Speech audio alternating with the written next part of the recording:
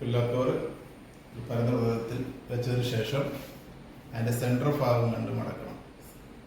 അതിൽ ഒരു ടോപ്പിലെ ഷീറ്റ് മാത്രം എടുത്ത് ഇട്ടതിന് ശേഷം സെൻറ്ററിൽ പിടിക്കുക.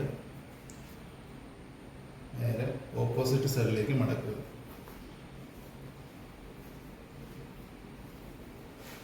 മടക്കിയതിന് ശേഷം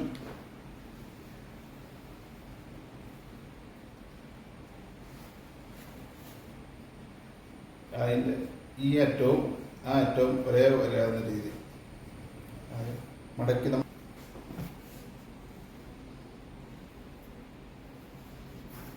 അതിൽ ആ സ്റ്റിച്ചുള്ള ഭാഗം അടിയിൽ വരക്കത്ത വിധം മടക്കിയെടുത്തതിന് ശേഷം നമ്മുടെ പില്ലോ ഇടുന്ന സൈഡ് കൂട്ടിപ്പിടിക്കുക. കൂട്ടിപ്പിടിച്ചതിന് ശേഷം ഇതിൻ്റെ ഈ തുമ്പ് നമ്മൾ